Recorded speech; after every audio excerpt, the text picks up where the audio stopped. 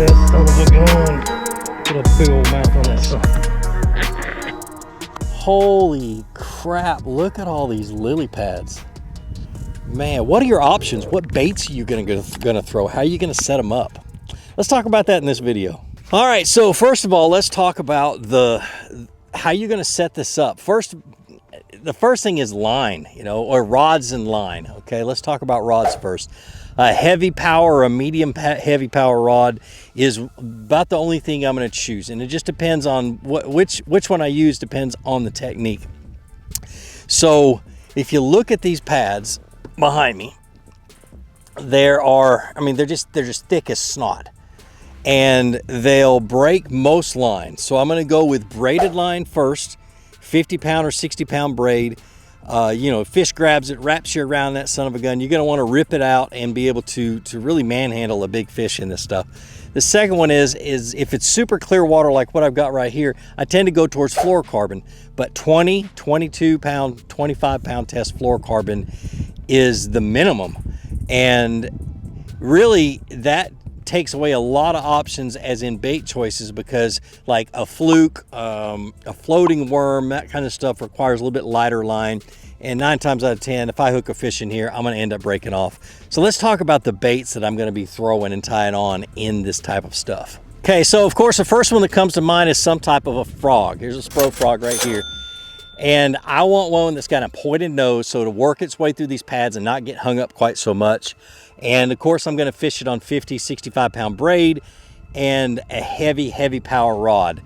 It's, and a lot of times you'll get, certain times of the year you'll get the flowers from lily pads that come up, and they come up pretty high up in the air, and every time you make a cast the line lays across it, and the way to limit that is to throw it straight. In other words, instead of making a long bomb arching throw it straight, and you'll be able to minimize the amount of times you get wrapped over top of something.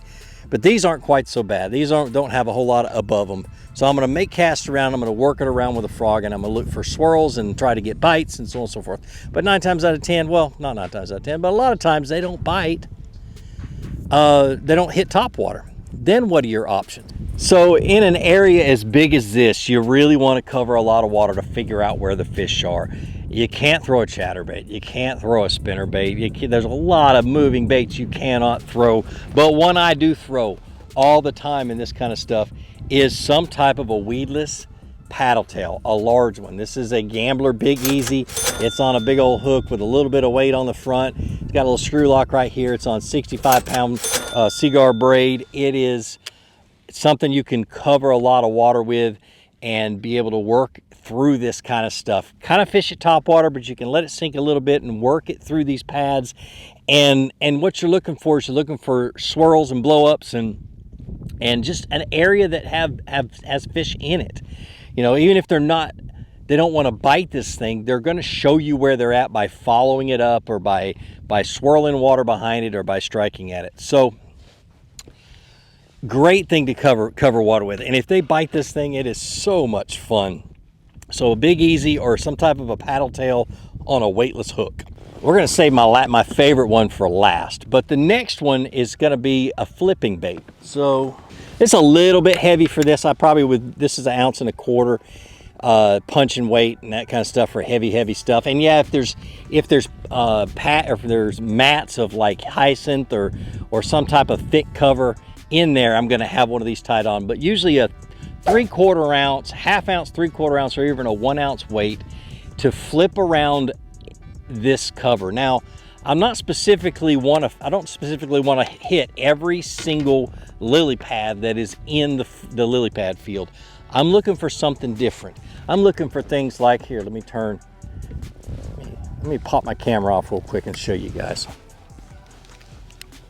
without dropping it in the water. All right, so you look at this whole lily pad field.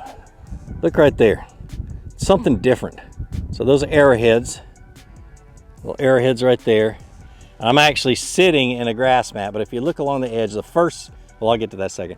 I'm looking for, little different types of vegetation, or clumps of a different type of vegetation in this entire lily pad field. And that's what I'm going to flip. That's what I'm going to take, and I'm going to put the gonna flip the bait in there. Now my favorite baits are pretty simple. A rage bug, a missile baits D-bomb, and that's just about it. And I'll flip a worm every once in a while too, but those are my two favorite flipping baits.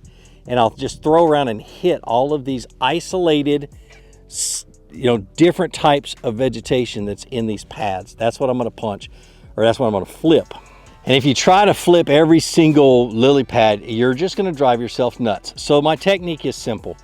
Use a moving bait until I locate fish, until I get a blow up or get a follower, find an area that has bass in it. Then I'm going to flip it, or I'm going to work that area out with worms and soft plastics flipping around and stuff like that. I'm not going to try to change. If they're hitting that moving bait really, really good, I'm not going to change. Now, my favorite one, last but not least, drop this sucker right down here, is going to be a Florida staple, but it's one that I use all over the country, is some type of a swimming worm. Be it a rage cutter worm or a speed worm from Zoom, or anything that's got some type of a spinning or a swimming tail. This is a Bridgemaster's worm right here, and it's got a really good swimming tail, which needs to be replaced because it's all ripped up. And I use it on a Texas rig pegged with a lightweight, nothing bigger than a 1/4 ounce. And I'll make a video about this sometime this week and make sure I post it up. But this bait you can work around, and I've got 20-pound fluorocarbon on, but you can work around all of this thick stuff and work around those pads and slowly drag it, or you can let it sink a little bit and slowly swim it. There's so many things you can do with it, and for some reason the fish absolutely love it. So think about that as options to cover pads. Pads can be very confusing, very daunting, very crazy to fish, but the bass get in them and you can absolutely wear them out. Oh, one other thing.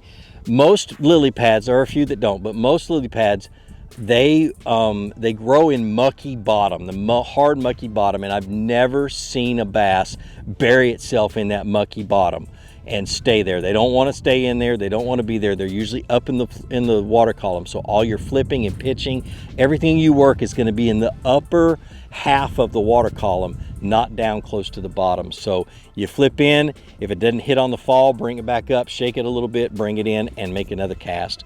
So it can be a blast, but it can be crazy. But like I always say, be sure to introduce somebody to fishing. Introduce them to my channel. Let me help you teach them how to fish. More importantly, get out of the water, go out and catch some fish, and have a great day. We'll see you.